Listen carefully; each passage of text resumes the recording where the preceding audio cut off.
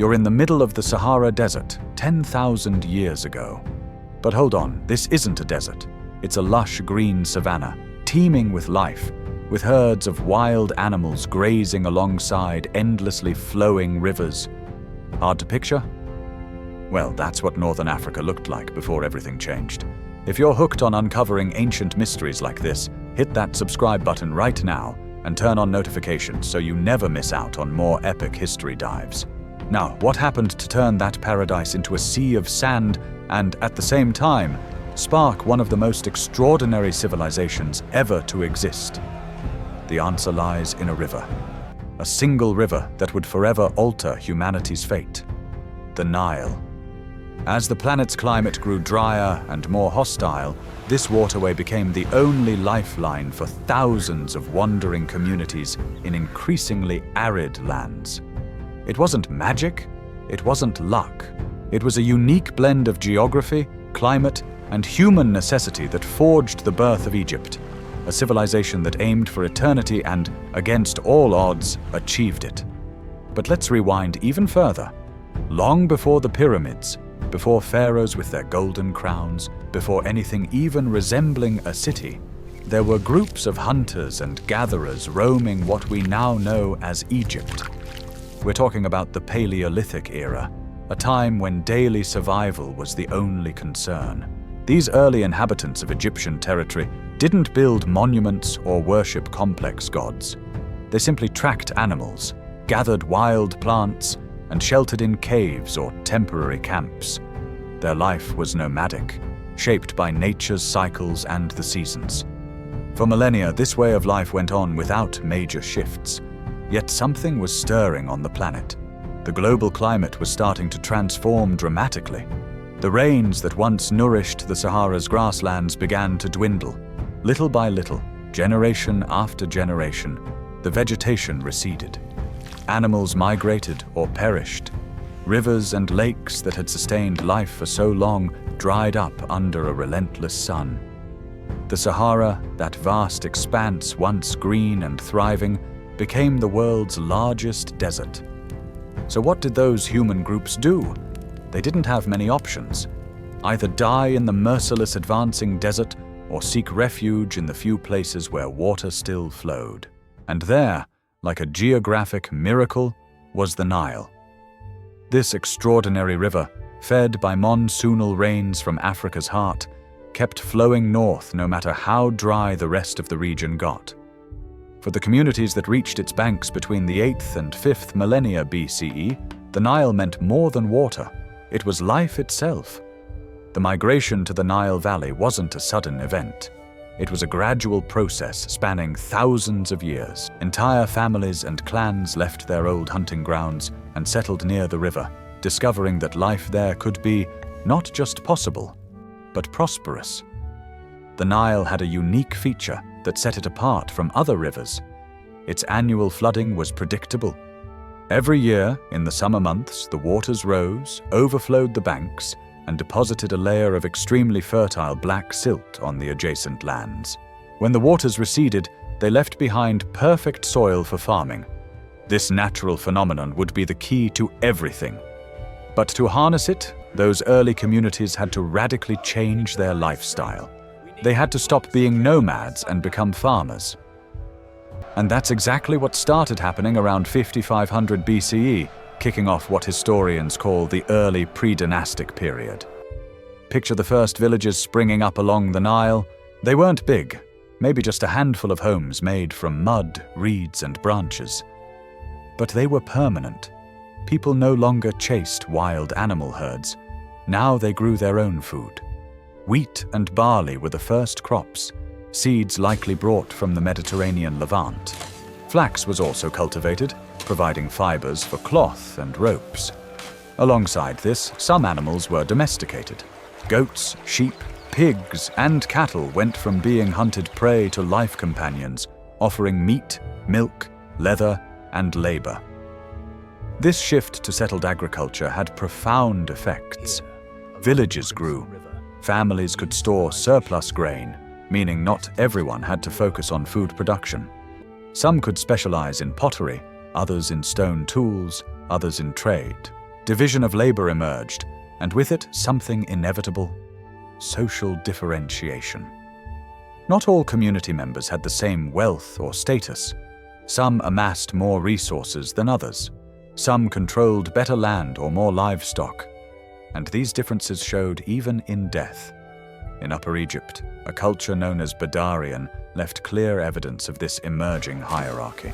Their cemeteries revealed that certain people were buried with valuable objects: finely crafted pottery vessels, ivory jewelry, stone pallets for grinding cosmetics, even figurines.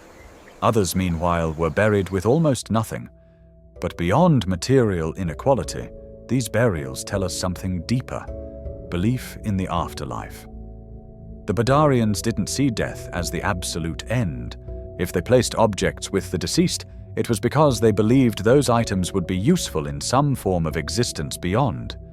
This idea, which seems so simple, would seed one of the most characteristic obsessions of Egyptian civilization: life after death. Meanwhile, development continued. Between 3500 and 3100 BCE, Egypt entered what's known as the Naqada period, divided into three main phases marking steady evolution toward complexity. During Naqada I, villages turned into larger, more organized towns. Trade expanded significantly. Nile Valley inhabitants started exchanging goods with Nubia to the south and the Levant to the east. Gold, ivory, wood, semi-precious stones, products not native to Egypt, began flowing into the valley. This trade didn't just bring material wealth, it brought ideas, it brought cultural influences. And something else: it created the need for more complex hierarchies. Someone had to organize trade expeditions, negotiate with foreigners, protect routes, store goods. Those roles fell to local leaders who gradually accumulated power. The incipient social hierarchies became more marked and structured. During Naqada II, roughly between 3400 and 3200 BCE, things accelerated. Towns became proto-cities. Local chiefdoms started consolidating into larger political entities. The first fortifications appeared: adobe and stone walls protecting key settlements. Why fortifications? Because where there's wealth, there's conflict. Local leaders competed for control of the best lands, trade routes, Nile resources. The ceremonial art of this period is fascinating. Cosmetic palettes, originally simple flat stones for grinding pigments, became luxury items richly decorated with hunting scenes, wild animals, and geometric motifs. Some show clear Mesopotamian influences: fantastical creatures, symmetrical compositions, artistic techniques not native to the Nile Valley. This tells us Egypt wasn't isolated. There was contact, exchange, probably even people moving between Mesopotamia and Egypt. Then came Naqada III, the final phase before unification. And here's where the story gets really intriguing. Because during this period, roughly between 3200 and 3100 BCE, Egypt was no longer a mosaic of scattered villages and towns.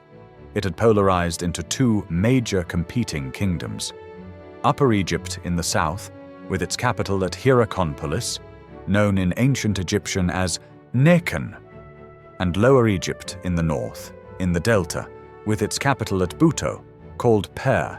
Two kingdoms, two power centers, two distinct but related cultural identities. How do we know this? From archaeology, of course, but also from iconography. During Naqada III, the first symbols of kingship that would become so characteristic of Egypt appear: scepters, crowns. The white crown, tall and pointed, represented Upper Egypt. The red crown, lower with a forward projection, symbolized Lower Egypt. These symbols weren't mere decorations. They were political statements, affirmations of identity and sovereignty. The rivalry between the two kingdoms wasn't always violent, but it existed. There was tension, competition. Both sought to expand influence, control more land, dominate trade. And at some point, the logic of this competition led to the inevitable. One kingdom would have to impose itself on the other. Unification was on the horizon. But before we reach that pivotal moment, we must understand another fundamental aspect developing in parallel: religion. Because while these kingdoms vied for earthly power, their people were building an increasingly complex spiritual universe. Early Egyptian beliefs were, like in many ancient cultures, deeply local. Every village, every town, every city had its own protective deities. These gods were mostly manifestations of natural forces or sacred animals. Horus, the falcon god, was worshipped in Hierakonpolis. He was associated with the sky, royal power, all-seeing vision. Seth, depicted as a strange animal impossible to identify for sure, was adored in other Upper Egypt areas and represented chaos, the desert, storms. Hathor, the cow goddess, embodied motherhood, fertility, music, and joy. These gods weren't philosophical abstractions. They were real presences in daily life, beings with personalities, emotions, specific powers. Animals held deep sacred meaning. The bull represented strength, male fertility, regenerative power. The falcon symbolized the connection between sky and earth, the ability to rise above the mundane. The Nile crocodile was both feared and revered. Every animal could be the visible manifestation of an invisible god. This zoomorphism, this blend of human and animal forms in divine representation, would be a permanent feature of Egyptian religion. Along with these beliefs came more abstract but equally important concepts. The Ka and Ba are two of them. The Ka was a kind of spiritual double, a vital force born with the person and needing sustenance even after death through food and drink offerings. The Ba, meanwhile, was something like individual personality, what made each person unique, depicted as a human-headed bird that could move freely between the worlds of the living and the dead. These concepts show that Predynastic Egyptians were already developing a sophisticated theology about human nature and destiny after life. But religion wasn't the only thing evolving. Technology advanced by leaps and bounds. Copper metallurgy, introduced from outside, was perfected. Egyptian craftsmen learned to smelt and mold this metal to create more efficient tools than stone: axes, knives, chisels, needles. Copper allowed more precise woodworking, which in turn boosted carpentry. River navigation grew more sophisticated. The Nile was Egypt's highway, the backbone of communication and trade. Boats evolved from simple reed rafts to more complex vessels with linen sails and wooden keels. Being able to transport large quantities of goods, people, and even building stones by river was a huge economic and military advantage. Irrigation systems also improved. Relying solely on the Nile's natural flood wasn't enough. Farmers learned to build canals to direct water to fields not reached by the flood. They developed techniques to store water in ponds and release it gradually during the dry season. These systems required coordination, planning, and above all, collective labor. It couldn't be done by isolated families. It needed organized communities and, eventually, central authorities able to mobilize large-scale workforce. And then there's writing. Yes, already in the late Predynastic period, we find evidence of primitive hieroglyphic script. It wasn't yet the full, sophisticated system we'd know later, but the basic symbols were there. Marks on pottery, labels identifying products or owners, simple transaction records. Writing almost always arises from administrative and economic needs. When societies get complex enough, oral memory isn't sufficient. You need to keep accounts, record taxes, document property. And for that, you need written symbols. All these developments, technological, religious, social, and economic, were converging toward a point, toward a fundamental transformation. Egypt, at the end of the 4th millennium BCE, was on the brink of becoming something entirely new. It was no longer a collection of agricultural villages. It was no longer a set of independent trading towns.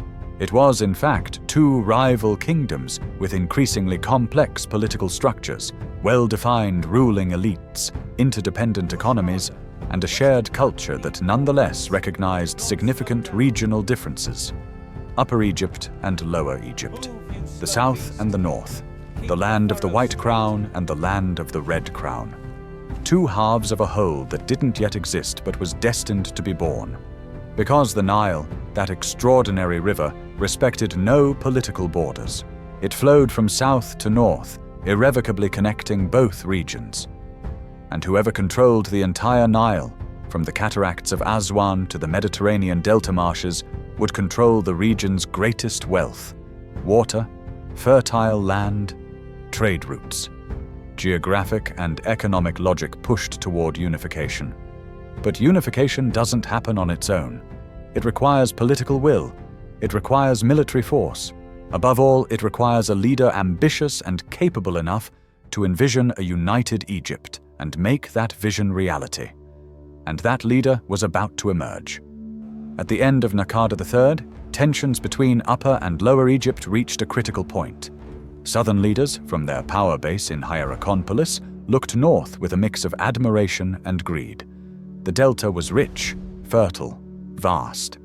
It controlled Mediterranean access and thus trade with the Levant, but it was also fragmented, politically less cohesive than Upper Egypt. That fragmentation was its weakness. The southern rulers saw the opportunity. And one of them, whose name echoes through millennia though surrounded by controversy and mystery, decided to act. Narmer. That's the name that appears on one of the most famous objects from ancient Egypt, the Narmer palette. Some historians identify him with Menes, the legendary first pharaoh mentioned in later texts. Others believe they were two different people. The exact truth we'll probably never know for sure. But what we do know is this. Around 3100 BCE, Upper Egypt launched a decisive military campaign against Lower Egypt. It wasn't a quick or easy war. The north resisted. There were battles, there were sieges, there were negotiations and betrayals. But in the end, the south prevailed. And when it was over, Egypt was no longer divided.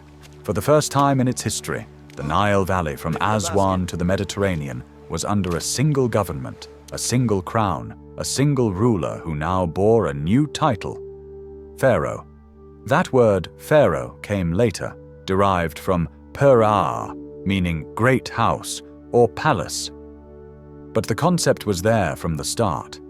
The pharaoh wasn't just a king. He wasn't merely a military or political leader. He was a living god. He was Horus incarnate on earth. He was the mediator between gods and humans. He was the guarantor of Ma'at, that fundamental Egyptian concept we can clumsily translate as order, truth, justice, or cosmic balance. The pharaoh upheld Ma'at. Without him, chaos, Isfet, would overtake the world. This deification of the supreme ruler wasn't just political propaganda. It was a genuine belief, deeply rooted in the Egyptian worldview. And it had enormous practical consequences. Opposing the pharaoh wasn't just political rebellion, it was a cosmic sin. It was defying the natural order of the universe. This religious ideology of pharaonic power would be one of the sturdiest pillars of Egyptian political stability for the next 3,000 years. The unification was symbolized in one of ancient Egypt's most powerful icons, the double crown, the pshent. This crown combined Upper Egypt's white crown and Lower Egypt's red crown into a single headdress. It wasn't just adornment, it was a declaration. The two lands were now one. The pharaoh was simultaneously lord of the south and north, ruler of the Egyptian world's two halves. To consolidate this unification, a new capital was founded in a strategic spot: Memphis. Its location wasn't accidental. It's right where Upper Egypt's narrow valley opens into Lower Egypt's broad delta. From Memphis, river traffic could be controlled in both directions. Both south and north could be overseen. It was the perfect geographic and thus political center for a unified kingdom. Memphis quickly became a metropolis. There was the pharaoh's palace, main temples, royal warehouses, administrative offices. There resided the kingdom's key officials. Their decisions affecting all Egypt were made, and there, In nearby necropolises like Saqqara and later Giza, the most impressive funerary monuments humanity has ever created would be built: the pyramids. But we're getting ahead. Right after unification, during what we call Dynasty Narmer, from 3100 to 2890 BCE, the first historical pharaohs faced the monumental challenge of governing such vast territory. Egypt, with the Nile as its axis, now stretched over 1,000 kilometers north to south. Communications were slow, though the river helped greatly. Cultural differences between south and north, though nuanced, persisted. And there was always the risk of some region rebelling to reclaim independence. To prevent this, early pharaohs implemented an administrative system based on controlled delegation. Egypt was divided into administrative regions called nomes, each governed by a nomarch. These nomarchs were officials appointed by the pharaoh, not independent hereditary rulers, at least at first. They reported directly to the royal palace. They collected taxes in grain, organized public works, maintained local order, but their power was always subordinate to the pharaoh's central authority. The royal cemetery at Abydos in Upper Egypt offers a fascinating window into this early period. There, Dynasty Narmer's first pharaohs were buried. Their tombs, though not as impressive as later pyramids, were significant structures dug into rock and topped with adobe superstructures. And here's something disturbing. Around these royal tombs were subsidiary burials, dozens of them, for servants, officials, and even animals sacrificed to accompany the pharaoh in the afterlife. This practice of human sacrifices in royal funerary contexts would disappear in later periods, replaced by symbolic representations. But its existence in Egypt's early civilization speaks to the tremendous authority the pharaoh already held, and how deeply ingrained the idea was that he needed a full court in the afterlife to maintain his divine status. During the Early Dynastic Period, spanning dynasties the Ha and the Sand from about 3100 to 2086 BCE, the fundamental institutions that would characterize the Egyptian state for millennia were established. Hieroglyphic writing reached its full form. It was no longer just simple marks or labels. It was a sophisticated writing system capable of expressing complex concepts, narrating events, recording history. Royal annals began to be documented. Year-by-year records of each pharaoh's reign's important events, wars, expeditions, constructions, religious festivals. This historical continuity, this sense that the past must be remembered and documented, is one of Egyptian civilization's most remarkable features. Other cultures of the time left few written records. Egypt, from very early on, developed a true historical consciousness. Monumental stone architecture also began to develop. During Predynastic and Early Dynastic times, most constructions, even important ones, were adobe and wood. But during Dynasty III, something changed radically. And that change is personified in two figures: Pharaoh Djoser and his brilliant architect Imhotep. Imhotep is the first architect in history whose name we know. But he was much more: high priest, physician, writer, astronomer.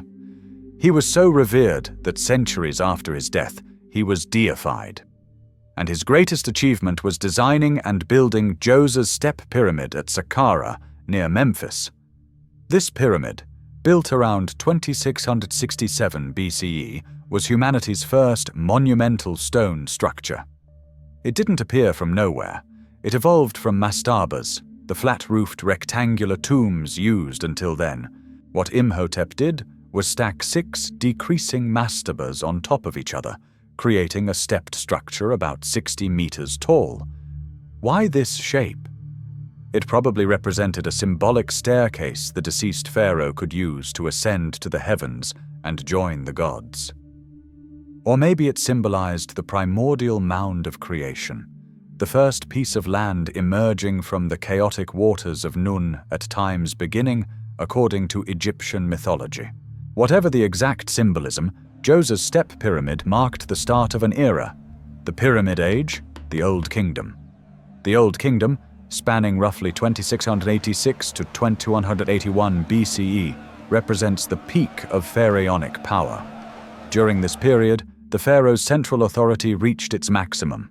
The Egyptian state operated like a well-oiled machine, capable of mobilizing resources and labor on an unprecedented scale. Dynasty 4 in particular saw the construction of the largest and most famous pyramids, those at Giza. Khufu, Khafre, and Menkaure, 3 successive pharaohs of this dynasty, ordered these colossal monuments that still astonish the modern world. Khufu's Great Pyramid, built around 2560 BCE, with its original 147-meter height, was the world's tallest structure for nearly 4,000 years. How did they do it?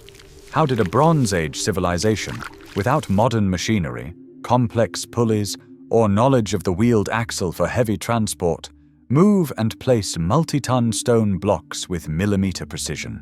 The answer is complex and still debated in details, but the basics are clear: organization, meticulous planning, and massive coordinated human labor. The pyramids weren't built by slaves, as Hollywood has led us to believe. They were built by Egyptian workers, likely peasants laboring during the flood season when they couldn't farm. They got housing, food, and even medical care, according to some evidence. It was a form of labor tax, but also an act of religious devotion. Building the pharaoh's tomb, the living god, wasn't just a job. It was participating in preserving cosmic order. This ability to organize tens of thousands of workers, coordinate cutting, transporting, and placing millions of stone blocks, plan logistics for feeding and housing that workforce, demonstrates the sophistication of Egyptian state administration. Scribes kept detailed records of everything. Architects and foremen planned each step. Supervisors ensured work progressed on schedule. And behind it all was the growing solar cult. During the Old Kingdom, the sun god Ra became the supreme deity. The pharaoh was considered Ra's son. The pyramids themselves, with their smooth, shining faces oriented to cardinal points, probably represented sun rays descending to Earth. The dead pharaoh would ascend to the sky to sail eternally in Ra's solar boat across the firmament. This fusion of the pharaoh's political power and the solar cult's religious power further consolidated central authority. The pharaoh didn't rule just by conquest or tradition. He ruled because he was divine, part of cosmic order, his existence necessary for the sun to keep rising each morning.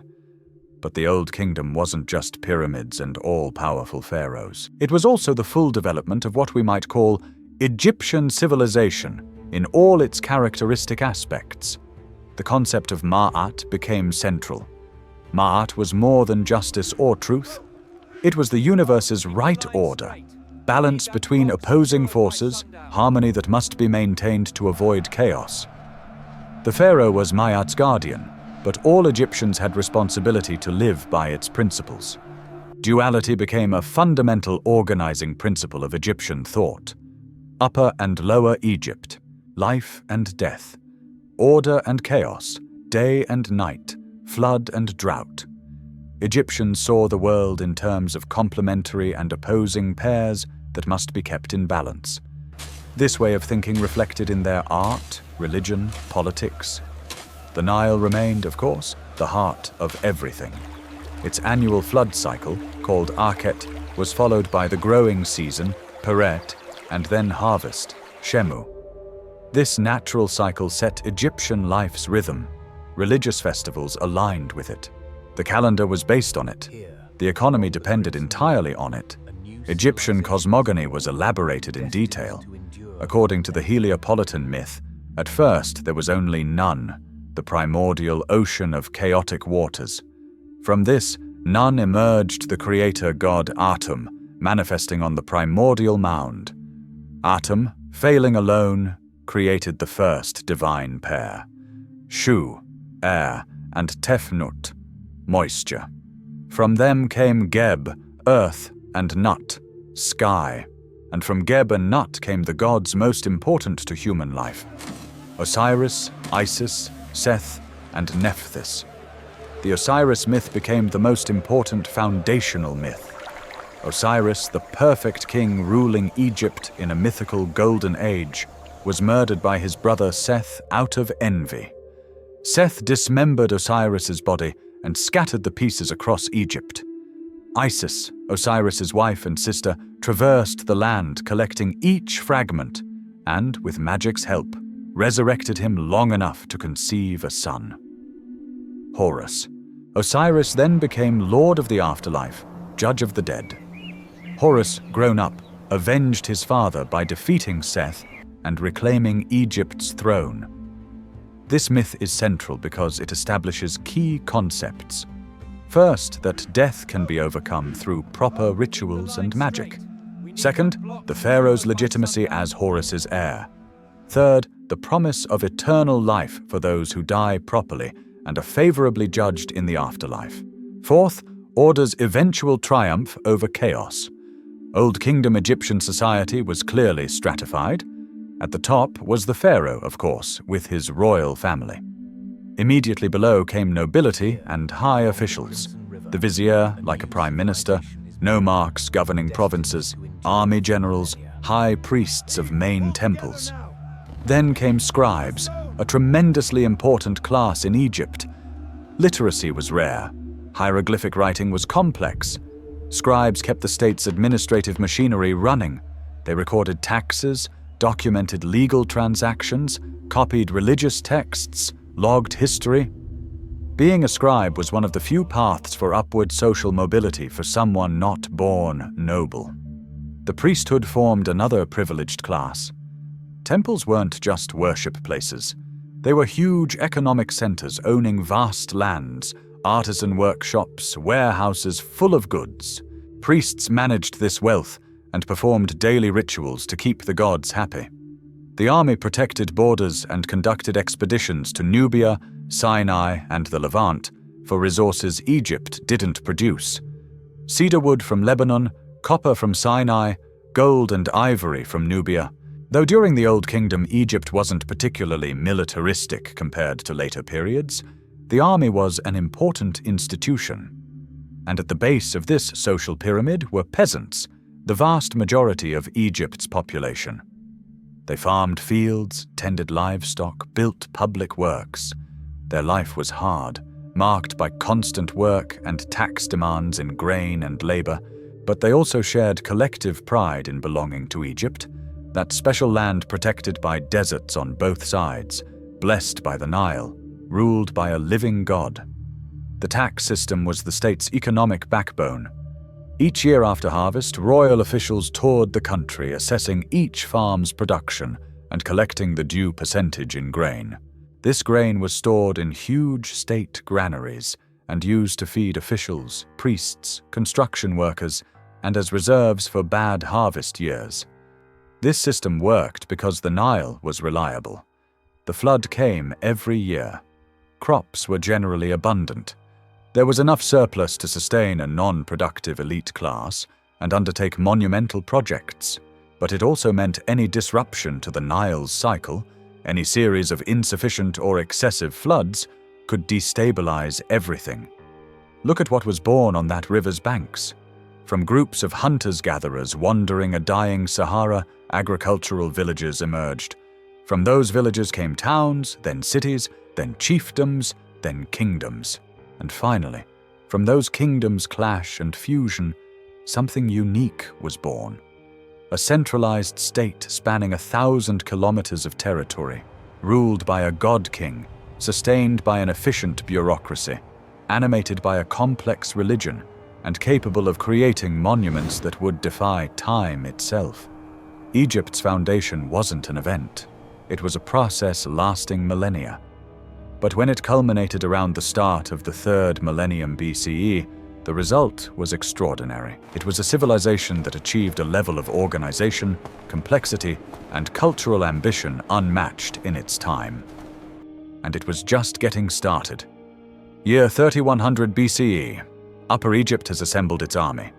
War vessels, loaded with soldiers armed with stone maces, copper spears, and composite bows, sail north following the Nile's current.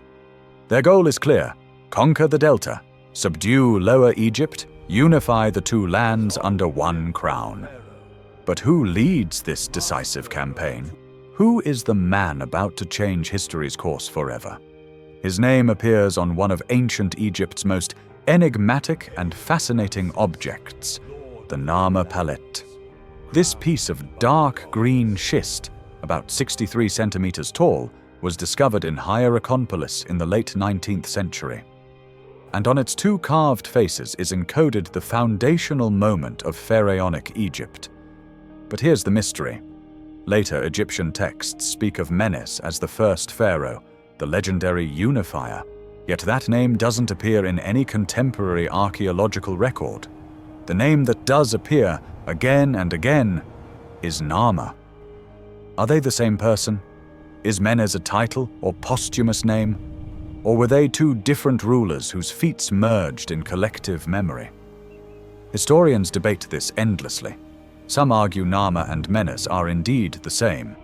Others suggest Narmer started the conquest, but his successor completed unification. There's even those who propose Menes is simply the Greek form of the Egyptian name Meni, which could have been another name for Narmer.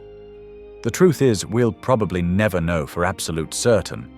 But what we do know, what archaeology shouts unambiguously, is that someone unified Egypt around 3100 BCE and that someone is represented on the Narmer palette. Look at that palette closely. On one side, we see a tall, powerful king wearing Upper Egypt's white crown. In his right hand, he wields a raised mace, about to strike a kneeling enemy he grasps with his left. Beneath his feet, two defeated foes lie. On the object's other side, the same king now wears Lower Egypt's red crown, marching in triumphant procession while inspecting rows of decapitated corpses. The message is unequivocal. The southern king has conquered the north, and now he wears both crowns. The Delta's conquest wasn't a military stroll. Lower Egypt, though less politically cohesive than Upper Egypt, wasn't weak. It had fortified cities, abundant resources, a large population. The campaign from Hierakonpolis must have involved naval battles on the Nile, sieges of walled cities, clashes with local chiefdoms defending their independence. There was resistance. There was blood. There was considerable violence, as shown by era's iconography depicting executed enemies. But Narmer had significant advantages. Upper Egypt was geographically more unified, with a narrow valley facilitating centralized control. It had developed a stronger political hierarchy. And perhaps most important, it had a more elaborated ideology of power. The idea of the king as Horus's incarnation, the celestial falcon god, was already well established in the south. This religious legitimation of power provided cohesion and motivation beyond mere material gain. When the north's last chiefdoms surrendered or were subdued by force, Egypt stopped existing in plural and began in singular. No longer the Nile lands, but the land of the two banks.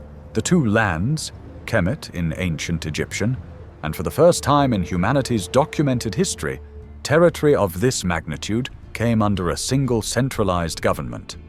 Founding Memphis as the new capital was a political genius act. He didn't choose Hierakonpolis in the south, which would have alienated the north. He didn't choose Buto in the delta, which would have weakened his southern power base. He chose the exact point where the narrow valley opens to the wide delta. From Memphis, river traffic could be controlled. Both regions could be supervised. Authority could be projected equitably south and north. According to Egyptian tradition, Narmer or Menes literally created Memphis's site by diverting the Nile through dikes and canals. This is likely a mythical exaggeration, but it holds a kernel of truth. The city required significant hydraulic works to be habitable and prosperous. Its ancient Egyptian name was Ineb-Hej, the White Walls, likely referring to the white limestone fortifications protecting it. Memphis quickly became the power center. There the royal palace was built, a massive adobe and wood structure where the pharaoh resided. Imagine an enormous complex with courtyards, audience halls, warehouses, workshops, kitchens, quarters for officials and servants. The entire country's government operated from there. Foreign ambassadors arrived with tributes and gifts. Nomarchs came to report. Priests consulted on ritual matters. Scribes copied decrees, then distributed throughout Egypt. But Memphis was also a crucial religious center. There, the great temple of Ptah was built, the creator god associated with artisans and creativity. According to Memphite theology, Ptah had created the universe through thought and word, simply conceiving things and naming them to bring them into existence. This idea of creation through the verb is sophisticated and abstract, very different from other traditions' physical creation myths. Now, let's talk about the pharaoh concept, because it's absolutely central and radically different from how we understand political power today. The pharaoh wasn't simply a human ruler with political and military authority. He was simultaneously an incarnate god and mediator between divine and human worlds. This dual divine-human nature is what Egyptologists call the king's dual nature. As Horus's incarnation, the pharaoh was literally a god walking on earth. When he ascended the throne, he didn't just assume a political office. He underwent an ontological transformation. He stopped being fully human and became something more. That's why coronation rituals were so elaborate, so laden with magical and religious symbolism. It wasn't just a ceremony. It was a real transfiguration. But at the same time, the pharaoh remained a human who could sicken, age, and die. This paradox was resolved by the idea that the royal ka, that divine vital force associated with the office, was distinct from the individual occupying the throne. The individual pharaoh died, yes, but the royal ka was eternal and passed to the next successor. As mediator between gods and humans, the pharaoh had tremendous cosmic responsibilities. Every morning, in theory, he had to perform rituals to help Ra rebirth and rise over the horizon. He had to appease gods through constant offerings. He had to maintain Ma'at, that cosmic order preventing the universe from crumbling into primordial chaos. If he failed these tasks, consequences would be catastrophic, not just for Egypt, but for the entire cosmos. This tremendous religious burden combined with absolute political power. The pharaoh was supreme lawgiver. He was final judge in all disputes. He was army commander-in-chief. He was theoretical owner of all Egypt's land. Everyone else used it with his permission. He controlled all state resources. He appointed and dismissed all important officials. Sounds like tyranny. In modern terms, it was. But for ancient Egyptians, this absolute power concentration in the pharaoh wasn't oppression. It was cosmic necessity. The universe required a focal point of order and authority. Without the pharaoh upholding Ma'at, Nile floods would fail, enemies would invade, gods would rage, the sun might stop rising. The pharaoh's absolute authority wasn't political whim. It was the natural order of the universe's demand. The double crown, Shent, perfectly symbolized this new unified reality. It combines the Hedjet, Upper Egypt's tall white crown, with the Deshret, Lower Egypt's wide red crown. But the pharaoh didn't always wear the double crown. In different ceremonial and ritual contexts, he wore one or the other, constantly reminding that he was Lord of the two lands, governing two regions with distinct identities, even within unity. The pharaoh's titles reflected this complexity. The full protocol included 5 different names, each with specific meanings and functions. The Horus name identified him with the falcon god. The two ladies' name invoked the protective goddesses of the two lands. The golden Horus name had solar connotations. The king of Upper and Lower Egypt name proclaimed territorial dominion. And finally, the birth name, preceded by Son of Ra. Dynasty I from about 3100 to 2890 BCE was a period of intense consolidation. Narmer's immediate successors faced the challenge of turning military conquest into a functional, stable state. Defeating the North wasn't enough. The North had to be integrated, local elites made to accept the new order, and administration established to work efficiently across such vast territory. Early pharaohs traveled constantly through their kingdom. They couldn't just stay in Memphis and expect orders followed. They had to show themselves, perform ceremonies in different cities, reaffirm authority through physical presence. Every nomarch, every important priest, every local chief needed to see the pharaoh in person, recognize his divinity with their own eyes, renew loyalty personally. A whole government apparatus developed. The vizier, Jati in Egyptian, became the most important official after the pharaoh. He was responsible for the country's daily administration, overseeing other officials, ensuring royal decrees were implemented, hearing petitions, resolving minor disputes. The vizier position was so important that only the pharaoh's absolute trusted ones could hold it, often royal family members. Nomarchs governed provinces or nomes. A dynasty, the Hamstat, these nomarchs were directly appointed by the pharaoh and could be transferred or removed at will. This ensured loyalty. But over time, the position tended to become hereditary in certain local families, eventually creating power fragmentation issues. During the early Old Kingdom, however, central control was strong. A judicial system based on Ma'at principle was established. Judges, called Seru, had to dispense justice according to this cosmic order. There were local courts for minor matters, and a Supreme Court in Memphis for major cases. The pharaoh was theoretically supreme judge, though in practice he delegated most cases. Laws weren't codified like in Mesopotamia, but precedents and general principles existed that judges applied. The tax system was considerably refined. Each year a national census was conducted, the counting of cattle and gold, though probably not literally counting all cattle, but a general fiscal assessment. Based on this census, each nome's due in grain, livestock, and other products was determined. Scribes kept meticulous records of who paid what and how much was still owed. The army acquired a more formal structure. Though not a permanent professional army like later ones, there was an elite soldier corps serving as royal guard and leading military expeditions. In war times or for large expeditions, peasants were recruited through a levy system. These temporary soldiers got basic equipment and minimal training before being sent to Nubia, Sinai, or the Levant. Expeditions were frequent. Egypt lacked many resources it considered essential. It had no significant forests, so needed to import wood from Lebanon. Sinai copper was crucial for tools and weapons. Nubian gold financed international trade and adorned temples. Incense from Punt, somewhere on the Red Sea's African coast, was indispensable for religious rituals. All these expeditions required military protection and assertion of Egyptian authority over trade routes and resource extraction areas. Abydos's royal cemetery is a haunting testament to this period. Abydos, in Upper Egypt, was considered Osiris's sacred city. Dynasty I pharaohs built their tombs there, complex underground structures with multiple rock-dug chambers topped with adobe superstructures.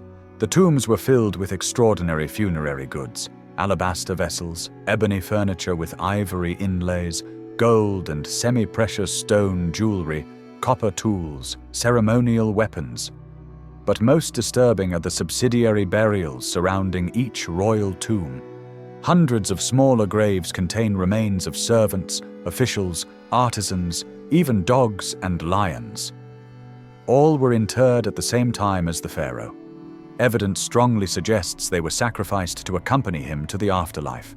They didn't die from natural illness or old age. They were deliberately eliminated, probably by poison to avoid visible physical violence. Why? Because the pharaoh, being a god, needed his full court in the afterlife. He needed servants to attend him, artisans to create objects for him, officials to administer his otherworldly domain. This brutal practice shows how literally the pharaoh's divinity was taken in this early period. It wasn't metaphor, it was lived reality. And if the god-king required company in death, that company had to be provided no matter the human cost. Fortunately, this custom disappeared relatively quickly.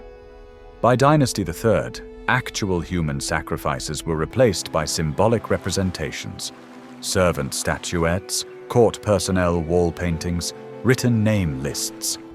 Egyptians discovered sympathetic magic could substitute real sacrifice. A properly animated statuette through rituals could serve the pharaoh in the afterlife as effectively as a real sacrificed person.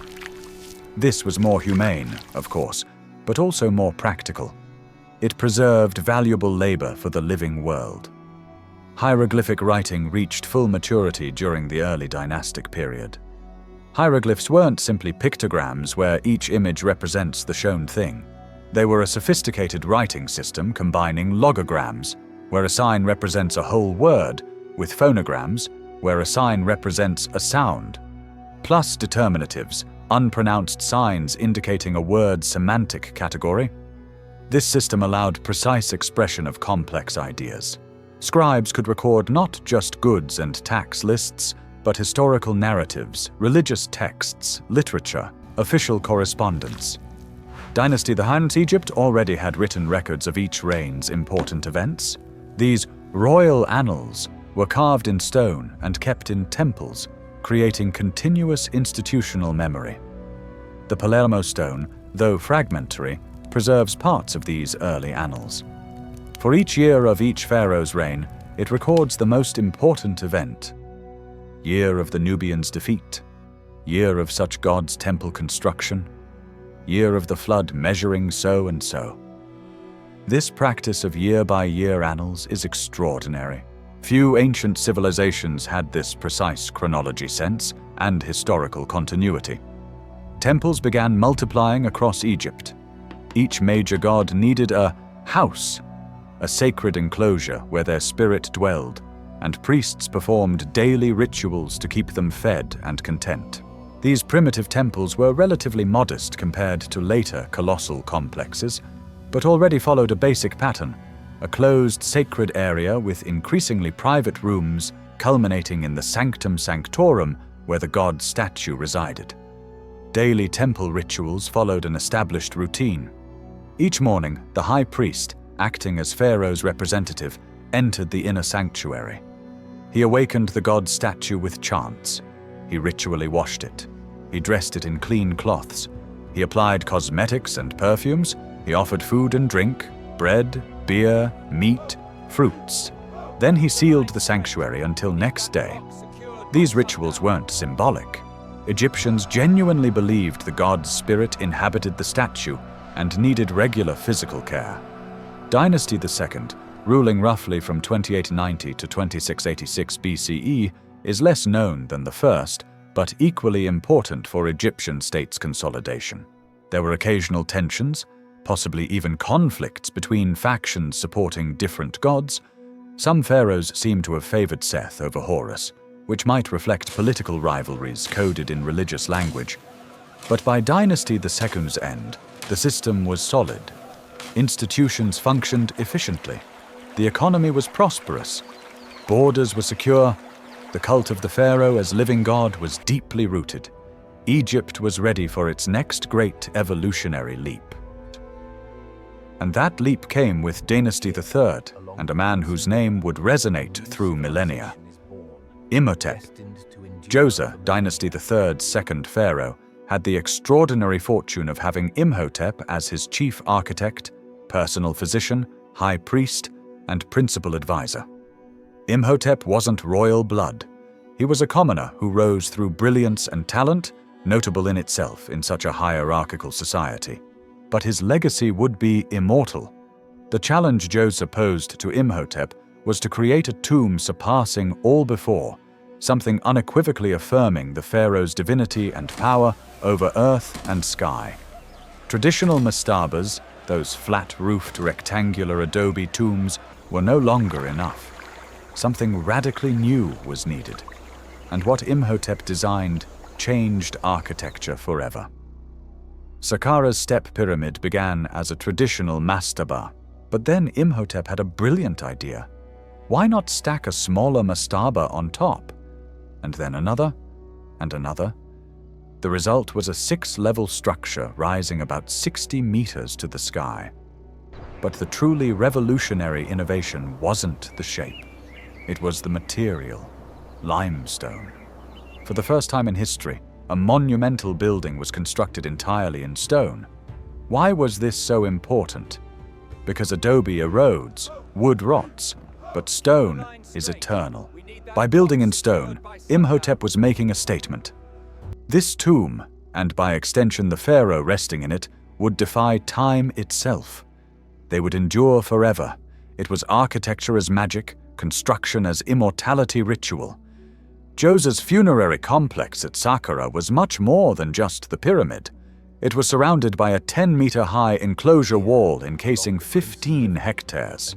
Inside were ceremonial courtyards, chapels, altars, dummy buildings carved in stone, but without functional interiors, because they only needed to exist symbolically for the pharaoh's afterlife use. There was even a track for the Heb-Sed ritual, a ceremonial run the pharaoh had to perform every 30 years to demonstrate physical vigor and renew his reign. Building this complex required tremendous technical innovations, cutting limestone blocks from quarries, transporting them to site, hoisting them to increasing heights, fitting them precisely. All this posed problems never faced before at this scale. Imhotep and his engineers had to invent solutions on the fly. They developed ramps to move blocks, used levers and rollers, employed thousands of workers coordinated with military precision. The Step Pyramid's impact was immediate and profound. It set a new standard for royal funerary architecture. It demonstrated monumental stone construction was possible, and it provided a model later pharaohs would modify and perfect. The Pyramid Age had officially begun. The Old Kingdom, especially dynasties III to VI from about 2686 to 2181 BCE, represents the absolute apex of the pharaoh's centralized power. During this period, royal authority reached heights it would never fully match again. The pharaoh wasn't simply powerful.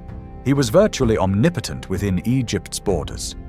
Dynasty IV took pyramid building to absolute perfection. Sneferu, the dynasty's founder, experimented with designs. He built Meidum's pyramid first, starting as stepped but transformed into smooth-sided. Then Dasha's bent pyramid, which changes angle midway up, probably because architects realized during construction the original angle was too steep and risked collapse. Finally, he built the Red Pyramid. Also in Dashur, the first successfully completed true smooth-sided pyramid. But Sneferu's son, Khufu, built ancient Egypt's most iconic structure, Giza's Great Pyramid, with its original 146-meter height, containing about 2.3 million stone blocks averaging 2.5 tons each, covering a 13-acre base. The Great Pyramid is a technical achievement that astounds even today. The precision is astonishing. The base is almost perfectly square, with maximum deviation of just 15 millimeters over hundreds of meters. Sides are aligned to cardinal points, with accuracy not exceeding a fraction of a degree. Inner chambers are built with 50-ton granite blocks, transported from Aswan, 800 kilometers away. Fitted with joints so precise, a knife blade won't fit between them. How? This question has generated countless theories, some reasonable, others absurd. The real answer is a combination of brilliant engineering, massive organization, and industrial-scale coordinated human labor. Limestone blocks came from nearby quarries. They were cut with hardened copper tools and diorite stones, dragged on wooden sleds lubricated with water to reduce friction, raised via ramps, probably spiral ramps wrapping the building pyramid. Thousands of workers, organized in teams with proud names like Khufu's Companions or Khufu's Friends, worked during flood season when they couldn't farm. They lived in purpose-built temporary cities, received daily bread and beer rations, had access to doctors treating work injuries. They weren't mistreated slaves. They were Egyptian citizens fulfilling duty to the god-king and participating in a cosmically meaningful project. Khufu's sons continued the tradition. Khafra built Giza's second pyramid, slightly smaller than his father's, but appearing taller on higher ground. He also built the Great Sphinx, that enigmatic lion-bodied, human-headed creature, probably representing Khafra himself as Horus, guarding the necropolis. Menkaure built the third pyramid, considerably smaller, perhaps indicating state resources were starting to strain after 2 generations of massive building. These pyramids weren't isolated tombs. Each was the center of an elaborate funerary complex, including a valley temple by the Nile where funeral processions arrived, a covered processional causeway ascending to Giza Plateau, a mortuary temple attached to the pyramid for daily offerings to the deceased pharaoh, and several smaller pyramids for queens. Plus extensive mastaba cemeteries for nobles and officials surrounded the royal pyramids because everyone wanted to be near the pharaoh in the afterlife. The solar cult intensified dramatically during Dynasty 4. Ra, the sun god, conceptually fused with other deities to create syncretic forms like Ra-Horakhti, Horus of the horizon. The pharaoh was no longer just Horus, he was also Ra's son. The pyramids themselves, with smooth faces oriented to cardinal points, probably symbolized petrified sun rays, providing a ramp for the deceased pharaoh to ascend to heaven and join Ra in his solar boat. The pyramid texts, inscribed in Dynasty the Fawn pyramid burial chambers, describe this dead pharaoh's celestial journey. They speak of ascending to the sky as a star, sailing in Ra's night boat through the underworld, emerging victorious each morning with the reborn sun. The deceased pharaoh doesn't go to Osiris's dark, gloomy underworld. He goes to the luminous sky to become a stellar deity. This solar conception of kingship had political implications. If the pharaoh was literally the sun god's son, his authority didn't come from human conquest or social consensus. It came directly from the divine. It was unquestionable, absolute, eternal. Opposing the pharaoh wasn't just political treason, it was cosmic blasphemy. It was fighting the sun itself. Old Kingdom administration reached impressive bureaucratic efficiency levels. Nomarchs managed provinces with considerable local autonomy, but rendered strict accounts to Memphis's vizier. Scribes kept detailed records of everything: population censuses, livestock inventories, agricultural field measurements, tax collection, ration distribution, public works construction. Courts functioned according to Ma'at principles. Unwritten but well-understood laws regulated property, marriage, inheritance, commercial contracts. Testimonies were recorded by scribes. Sentences could include fines, corporal punishments, or in severe cases, exile. The pharaoh was theoretically supreme judge, but in practice intervened only in exceptional cases affecting state security or high nobility. The army protected borders and conducted regular expeditions. South in Nubia, Egyptians established fortified trading posts to control gold, ivory, and slave flow. Northeast in Sinai, military garrisons protected copper and turquoise mines.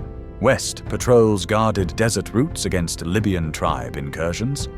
North, the navy protected Mediterranean coast and facilitated trade with Byblos and other Levantine ports. Trade expeditions were massive state enterprises. Hundreds of people, ships loaded with exchange goods, military escorts, all meticulously organized. Records of a Dynasty 5 Sinai expedition mention it included 1,500 men. Imagine the logistics of feeding, housing, and protecting so many for weeks or months in the desert. Only a highly organized state could achieve this. Old Kingdom Egyptian society was deeply stratified, but not completely rigid. At the top was the pharaoh and royal family. Then high nobility, often related to the pharaoh. High officials, especially vizier and royal treasurers, had enormous power and influence. Main temple high priests controlled vast resources. Army generals could gain lands and honors through distinguished service. Scribes formed a literate middle class essential to state functioning. Being a scribe was a respected profession, offering economic security and promotion possibility. Texts for scribe apprentices emphasized their profession's advantages over manual labor. Be a scribe and avoid heavy work. You'll be protected from hard labor. You won't carry hoe or basket. Specialized artisans, carpenters, metalworkers, jewelers, sculptors, had varying status depending on skill and employer. Best artisans worked for pharaoh or temples and lived comfortably. Common artisans lived modestly, but generally better than peasants. And then peasants, the population's vast majority. Their life was hard. They worked fields from dawn to dusk during sowing and harvest seasons, paid taxes in grain, sometimes up to half their production, could be drafted for public works, corvée, for months each year. But they weren't rightless serfs. They could own small land plots, could take disputes to courts, had legal protections against extreme abuses. Women in ancient Egypt enjoyed notably advanced rights for their time. They could own and inherit property, could initiate divorces, could testify in courts, could manage businesses. Elite women could wield considerable political influence. Some women served as priestesses. Though most power roles were held by men, women weren't completely excluded from public life, like in many other ancient civilizations. This Egyptian foundation's legacy is hard to overstate. The centralized state model under a divinized king established during the Early Dynastic Period and perfected in the Old Kingdom would endure, with interruptions and modifications, for 3,000 years. 30 dynasties. From 3100 BCE to Alexander the Great's conquest in 332 BCE, no other ancient civilization had such continuity. Hieroglyphic writing allowed this civilization to document itself in extraordinary detail. We know individual pharaoh names, specific event dates, military campaign details, complete religious texts. This textual wealth contrasts sharply with contemporary cultures, of which we know much less. The monumental stone architecture Imhotep pioneered with the Step Pyramid culminated in Giza's wonders, structures surviving 4,500 years and likely to survive another 4,000. These monuments not only attest to Egyptian state's technical and organizational capacity, they speak of deep spiritual ambition, the desire to conquer death, achieve eternity. Egyptian funerary religion, with its obsessive emphasis on preserving the body through mummification, equipping tombs with everything needed for the afterlife, performing rituals to ensure post-mortem survival, is unique in human history in its elaboration and persistence. No other culture invested so much effort and resources in preparing for death. Think about what this unification meant. From scattered Neolithic farmer villages emerged towns, then cities, then chiefdoms, then rival kingdoms. And finally, in a decisive moment around 3100 BCE, those kingdoms fused into a single state under a single divinized ruler. That unification wasn't inevitable. It required will, vision, violence, and skillful political consolidation. But once achieved, it created something extraordinary. A state controlling over 1,000 kilometers of densely populated territory, a civilization that developed one of the most beautiful and complex writings ever created, a culture producing exquisitely refined art and unmatched scale architecture, a religion providing elaborated answers to fundamental questions about life's meaning and afterlife destiny. Egypt's foundation was more than a political event. It was a cultural creation act. Old Kingdom Egyptians didn't just build pyramids, they built a complete cosmos vision and humanity's place within it. They built institutions enduring millennia. They built a collective identity so strong it survived conquests, fragmentations, and repeated reintegrations. And it all started with that river, the Nile, flowing imperturbably from Africa's heart to the Mediterranean, provided the geographic stage. Its predictable annual flood provided agricultural wealth. Its navigable course provided communication. But the river only created possibilities. It was humans, generation after generation over millennia, who turned those possibilities into reality.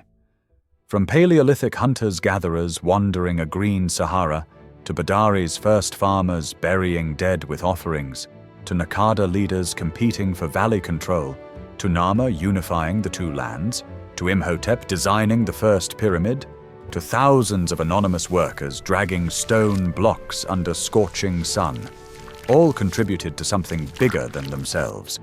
They created a civilization aspiring to eternity, And in a way, they succeeded. Because here we are, 4,500 years later, still talking about them, still marveling at their achievements, still trying to understand how and why they did it. The pyramids still stand. The hieroglyphs are still readable. The pharaohs' names aren't forgotten.